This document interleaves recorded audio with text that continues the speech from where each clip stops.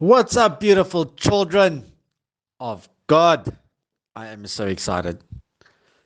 Today's devotional, I'm so excited. I still don't know how this is going to come out. I've replayed it in my head like 5 times before I actually put my mouth to record this. But this is going to be an interesting one. So enjoy it with me. And I know it's going to be a good one because I know the Holy Spirit's going to take over. And remember, He's going to take over in your life as well if you allow Him. Allow Him, Holy Spirit, come, take over. And you shall see what He'll do in you. And just trust. You know, we always speak about trust in the Lord. When you pray something, we must trust it. We must not doubt. We must trust it and know that God will do it. Know that He'll take over. Not telling Him exactly how He should do it and what He should do, but saying, Lord, just take over. And that sometimes I'm like, okay, Lord, I don't know I'm going to do this, but I'm just going to open my mouth. It's happened a few times. Just open my mouth, and all of a sudden, by the end of it, it's like, wow, you surprised me. You know, like I want to high five myself, and then the Holy Spirit reminds me, listen, it's not you, Sandra. It was me who did the work. You just opened yourself, and He will do the same through you as well.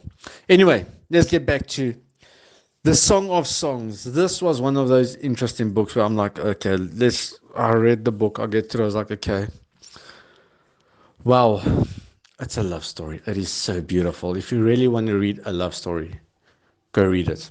It's got the drama. You know what? Hollywood gets all their love stories from here. They meet, they see each other, they fall in love. All of a sudden, something separates them. They've got to wait a while before they meet up and they finally get married. You know what? We see that in all love stories. The blueprint was already done in the Bible so many years ago.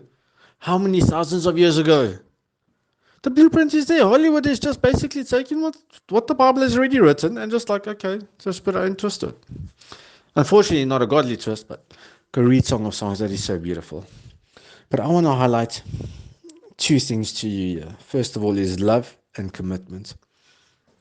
We see that as the relationship developed, the beauty and the wonder of a romance unfolded between Solomon and his bride.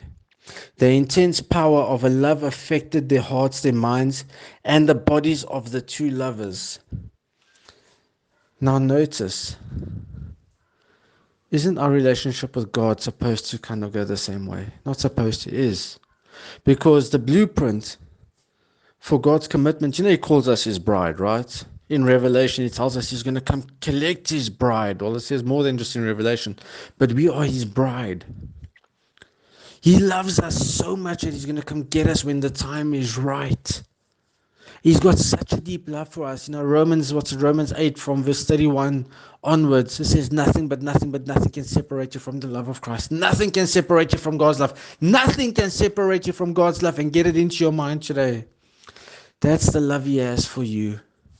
And you know what? We should repay it back, being faithful as a faithful bride. With, our hearts, our minds, and our bodies. It's the love commandment that Jesus tells us in Matthew. What's it, Matthew 22? I'm thinking off the top of my head. Love the Lord your God with all your heart, your mind, and your soul.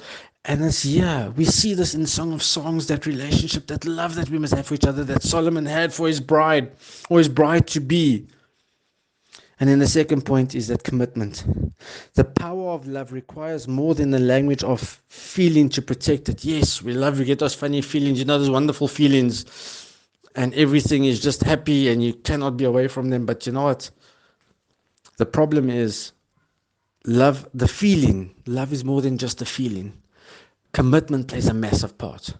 And it's our commitment to our partners. It's a commitment to when you marry someone and saying, till death do us part. These days we don't see it anymore, unfortunately. But that's something we must come back to, because that's the commitment the Lord wants from us. That's a commitment we want from God, that He's not going to change His love for us. It carries on. The marriage is a celebration of a daily commitment between the husband and wife, and we also see the celebration of the bride, that God calls us His bride. The Son is going to come for His bride. We are His bride, and He's got that love, and He's committed on His side. Are we committed? And that's the question we're going to ask ourselves today. I know most of us are going to say yes, but if you're doubting it, get on your knees and say, Lord, I want to commit. And if you don't know how, if you're struggling, you know what? Trust Him. Get hold of me and I'll chat to you more. Or go speak to your pastor, go speak to someone you trust or your spiritual mentor, and make sure, because we have to make sure of these things. Have a blessed, amazing day. Cannot wait till we speak again because there's so much more to speak about and enjoy. Blessings. Until next time.